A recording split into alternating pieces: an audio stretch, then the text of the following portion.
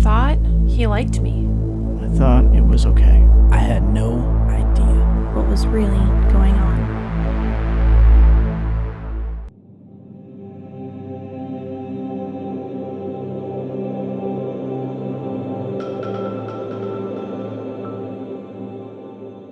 My name is Carrie Finkel. I am the Grant Program Director for Respect on Campus. My name is Dr. Christine Chavez, and I am the Crisis Counselor in the Student Counseling and Resource Center. My name is Mark Giles. I'm the Student Body President here at Pikes Peak Community College.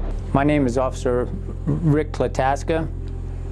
I'm a patrolman here at Pikes Peak Community College, Department of Public Safety.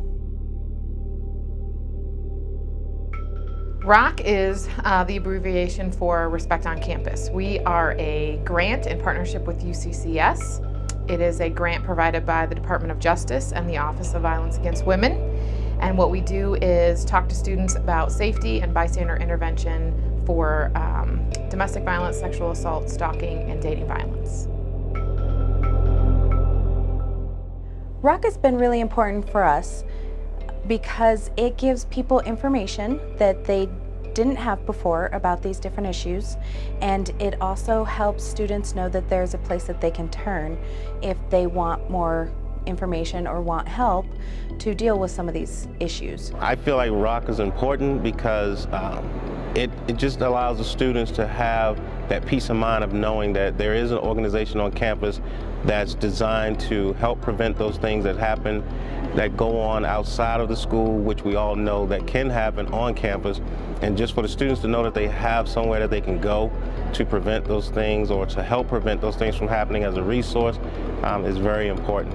ROC would be an important asset to the community as a whole here at the campus because it would teach everybody the signs in regards to possible violence being taken against them, wanted or unwanted, and would give them an outlet and a series of things that they could do to get help if they were caught in this situation. ROC is important because what we know about student life is 1 in 4 females and 1 in 7 men, by the time they finish college, will experience sexual violence.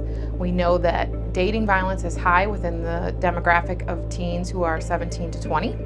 And so ROC is important because this is sometimes the only opportunity students have to find out the symptoms and signs of violence and know what community resources and campus resources they have to help them through those difficult situations. So we try to make every attempt to talk to students, talk to faculty and staff, and bridge the gap between the services in the community and on campus and giving those students the opportunity to get what they need.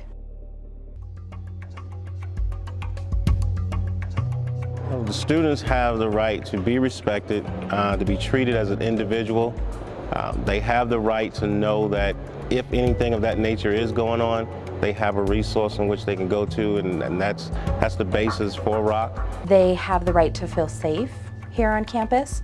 They have the right to be able to go to class and pay more attention to their education piece as opposed to feeling like they're in danger. And so safety is a huge issue for us, and we want people to feel safe because if you don't feel safe, then you're not going to be able to learn. And that's our #1 goal here, is to educate people. Students have quite a lot of rights, basically under the laws and stuff like that. Their main right is to come here to get a proper education and to feel totally safe in regards to that. If they run into a problem, if then they can't handle it themselves, they've got the right to inform an instructor, get a hold of the counselors that we have here on the college, or contact public safety, and then we'll take it. Everybody, not only, as we call them, the victims, but even the passerby, to recognize someone may be in trouble. If they're being harassed, they're being bullied, they're being stalked or whatever, or even being yelled at, to possibly know what to look for, maybe they can intervene. Intervening is that piece of actually stepping in and asking those questions. It takes a lot of courage to ask someone if they need help, and it takes even more courage to tell someone that you need help. And so it's definitely important to get people where they need to be to make sure that they are safe. And the stop piece is We're trying to change the culture on campuses. This whole grant is all about changing the culture of rape and changing the culture of violence. And so the more students understand that violence happens and we empower them to stop it, things will change on campuses. The stop is to take action, whether it be get involved or contact a public safety officer who's more highly trained in this area. So that's where the stop part comes in at.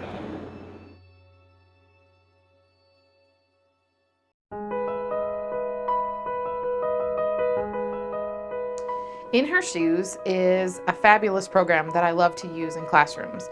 There are two parts. One program is called In Her Shoes and one is called In Their Shoes. You pick a color and you as a group read through the story and find out about the person, and then at the bottom of each card it tells you where to go next.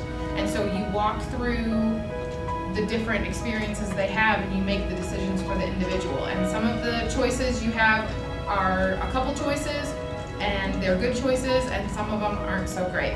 But you have to have the dialogue and kind of figure out what's the best way to approach the problem. So, what we'll do is we'll have you guys get in a group, we'll have you pick a card, pick what person you're gonna go with, and read the story, and then go through the room and find the different cards that match this. Things have been tense at home, and you can tell things with your husband are on the rocks again. It has been almost 1 year since the last time he hit you. He still yells a lot and often says things to hurt you. You hear his car coming down the driveway. He walks in the house, trips over your daughter's toy, and the next thing you know, he's throwing the toys at you. You tell your children to go to their room. He's in a complete rage, breaking and throwing things everywhere. You hide in the corner of the kitchen where he starts breaking dishes. You realize that you are bleeding from being hit by a plate. Finally, he goes into your bedroom. What's next? We can either go to the doctor or we can go and talk with the elders. Let's go to the doctor. Doctor, so medical card.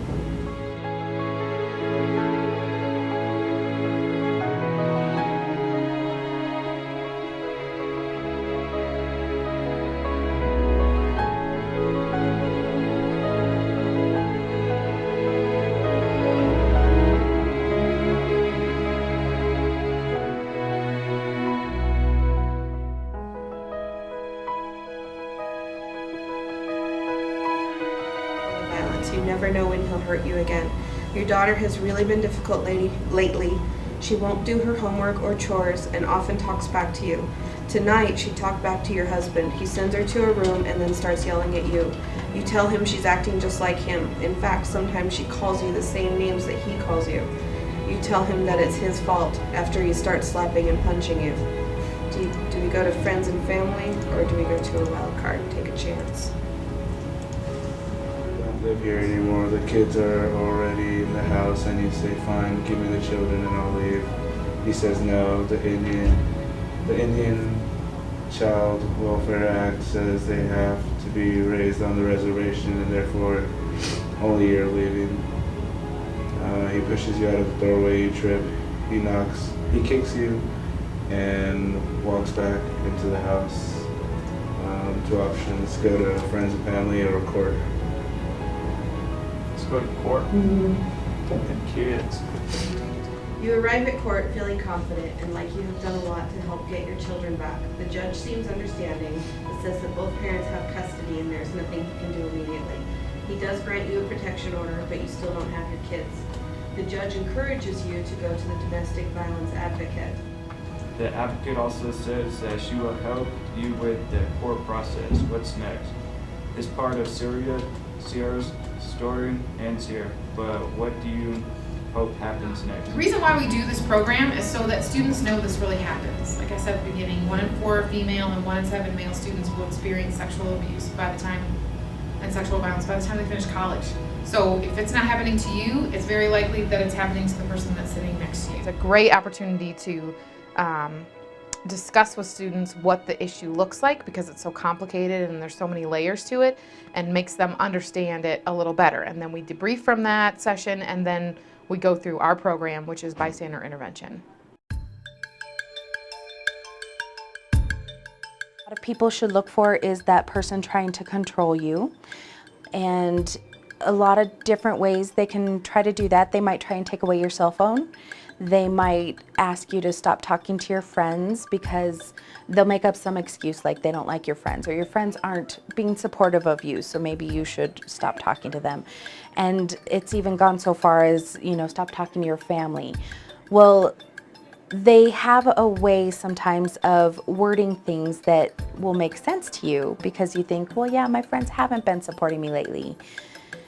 But really what you're picking up on is that your friends are seeing maybe there might be an issue there and they're trying to warn you at an early stage, get out of this relationship. And in many cases like this, they get a sense that they're beneath everybody else, nobody will listen to them, they don't have the power to do anything.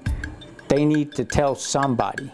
Some of the warning signs that we talk to students about the most are if you have a certain level of friendship or relationship with someone and it starts to dwindle, where they don't have time or they say, well, my boyfriend or girlfriend, I'm with them, or I can't sneak away. When they talk about those kind of things of levels of isolation, then that's definitely a warning sign. If grades are slipping, if they quit their job and they show up with different bruises and say they've fallen a lot, that's definitely a warning sign that we talk to students about. Well, first and foremost, I would say that the students, when you realize that you're going to be taking classes here to pursue that degree, first thing I would recommend is that they get familiar with the resources, such as ROC, such as public safety, the crisis center here on campus. Get familiar with where those offices are located, get contact information, if need be, get to know people in those offices. Definitely use the buddy system. Even if you're, walking on campus at night, don't go out in the parking lots by yourself. Leave class with a friend and just keep, be vigilant as to where you are at all times and what's going on around you. Any student who is concerned that they might be in a domestic violence situation or a similar situation, there are plenty of resources on campus. There are public safety, there's the Dean of Students, there is Student Counseling and Resource Center, and Carrie and ROC. The first step is to tell somebody, and the person they tell will help them go further on down the line and give them the support to where they can have the power and they can take their lives back. The ultimate thing would be to contact us. What you just described and what I'm attempting to explain is against the law. Stalking is against the law. Sexual harassment is against the law. We of this department and this college take those things very seriously. We do not put up with any shenanigans in regards to that. If you come and talk to us and we can prove it, and the bully is no longer here, we will do everything in our power to put him behind bars. I would just say that this program has been an incredible tool on our campus. I would say that 50% of the time when I finish in a classroom, I have a student who comes to me and tells me their personal story.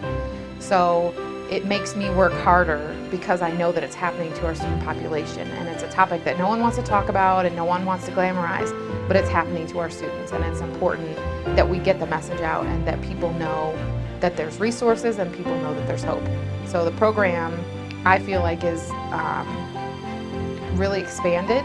I feel like it's been successful because we have helped students kind of bridge the gap between hopelessness and hope.